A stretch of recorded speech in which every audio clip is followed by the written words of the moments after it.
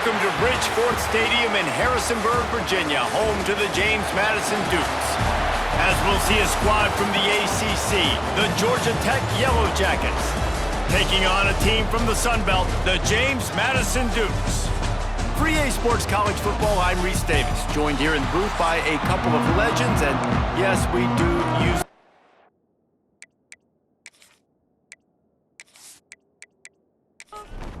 And the Yellow Jackets will kick it away to start us off.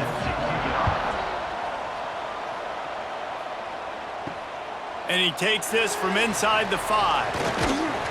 Just never had a chance to shake loose, and he'll be brought down at the 24. So James Madison's offense takes the field to start this game off.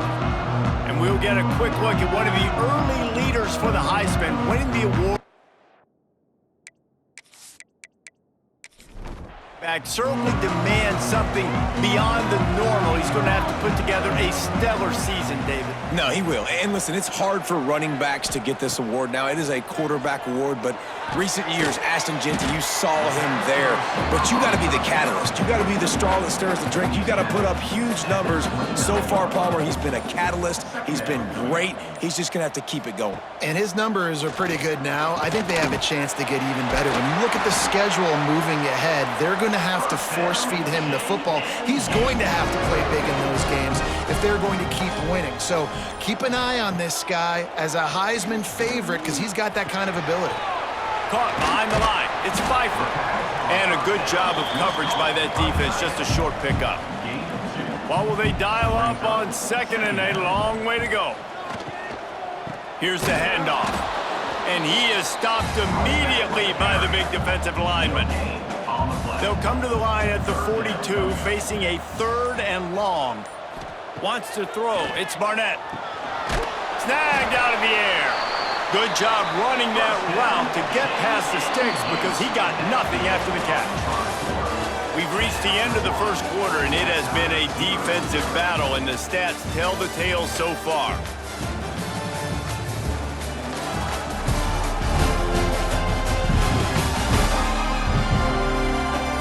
Let's see if the offenses can find a little rhythm here in the second. So after the break, they'll go back to work.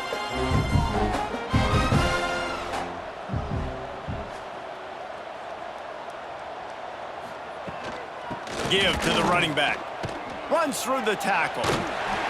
A most efficient pickup of 6 on first down. It's 2nd and 4.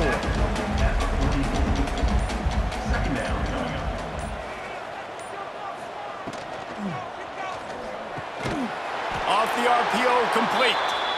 They'll get him stopped at the 34. He's got 10 yards on that one and a first down. The Dukes come to the line with a new set of downs. Looking to throw on first down. Steps away. And he has a solid gain on the play before sliding. And the Dukes can really attack on this 2nd and short. From the gun, the running back has it. And he was fortunate not to lose yardage on that play, able to wedge it back to the line of scrimmage. A quick completion to the left, looking for the first down. Timeout called by the defense. It's their first of the half as they'll make some adjustments. And on 4th down, they'll try to put 3 on the board. And they'll kick it from the left side, a 44-yard try.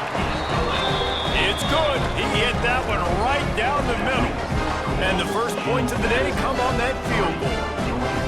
This is a team that really prides themselves on starting fast. We've seen that before, and here they are playing at home today. Nice job on the opening drive. Lots of poise, good emotion. They don't get the touchdown they would have liked, but they kick a nice field goal. They've got the lead. Head coach has to be happy. The Yellow Jackets offense will have its first possession of the game. And are we ever lucky to see these two great quarterbacks in action here today? And Jesse, it won't be long before we'll see them squaring off on Sunday. Yeah, these guys can both stress a defense for similar reasons, and we've seen it all year long, right? Both guys have tremendous arm talent, and both guys can hurt you running the football as well. So these defenses are really going to have to be careful with how they try and defend these two quarterbacks, David, this one could come down to which guy has the ball last. Yeah, which is really, really cool. A big showdown. They know what's on the line. Man, these are two huge names, brand versus brand, big-time baller versus big-time baller, trying to come out on top. Yeah, defenses, I feel bad for them. That's not what this is about. This is about the QBs. Here's a timeout on the field. Tight game here late in the first half. Back to pass, it's King. Got his man. And he's knocked down immediately, but a good pickup on that play. The hurry up now, second down, clock ticking. Back to throw, and they've got to be aware of the clock. And that's a good job by the drag route there, understanding its zone coverage. So instead of continuing to run across the field, he settles down into an open spot, making it easy for his quarterback. Here comes the heat. Trying to make magic on the scramble. They'll get him on the ground at the 46, and it'll be a first down. Looking to throw on first down. Oh, they're after him.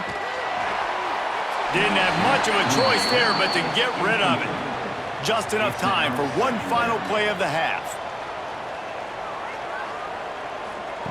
Right back up top on 2nd and 10. Turns it loose. Oh, he had it. The deep ball was there, and it just trickled through his fingers. First half in the books. Time now to join Kevin Connors in our halftime update. Fellas, you've had yourselves a great broadcast so far today in Harrisonburg. And yes, football is a game of inches, but man, is that really the case when you consider the length of some of these possessions. Look, I'm not an analytics guy, but I do know this. The team that sustains drives and just moves the sticks might be the team that comes out on top today. And with that, let's head back to the guys at Bridgeforth Stadium. The Dukes will line up to kick off and start the second half. On the move from inside is 5. Georgia Tech has the ball back, and here comes the Yellow Jacket offense. If they're going to get on top in this game, they're going to have to find a way to get the running game going in the second half.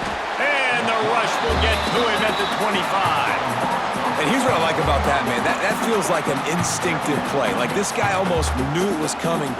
Most of the time in a bootleg, they want to show you the run first, but he wasn't buying it, went right to the quarterback, saw it, and made the big sack.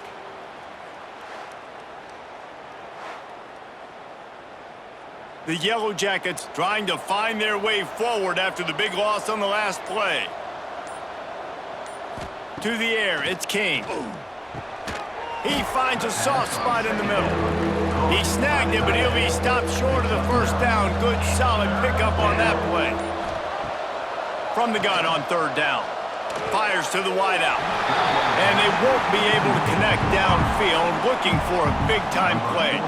And the Yellow Jackets will line up to punt it away. The punters have had the day off up to this point. First one of the game. Cover guys do their job, and they get him stopped at the 22-yard line. First play of the drive comes from the 22. Catch in the middle, it's Sanchez.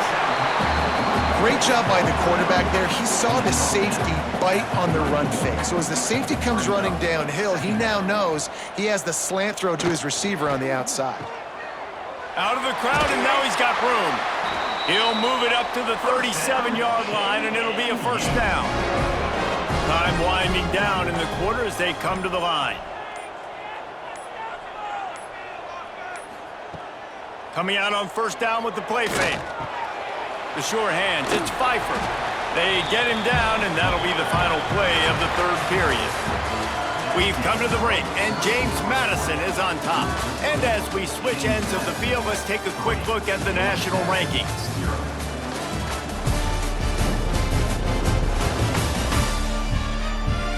One more period to go to see who can make the winning plays and come home with the victory. So the final period starts with a 2nd down play. Back to pass. They go to the wide receiver screen. Timeout called there by the defense, desperate to get the ball back and save as much time as possible.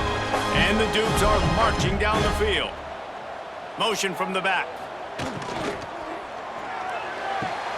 Caught in the backfield, it's Knight. Defense uses a timeout quickly, trying to get that ball back and preserve time for their offense. The Dukes have put themselves in dire straits after that last play. It's 2nd and a mile. To the air, it's Barnett. Snagged in the middle, it's Ellis. Quick timeout called by the defense, stopping the clock to save as much time as possible for their offense. It'll be 3rd and long. Wants to keep it in the air.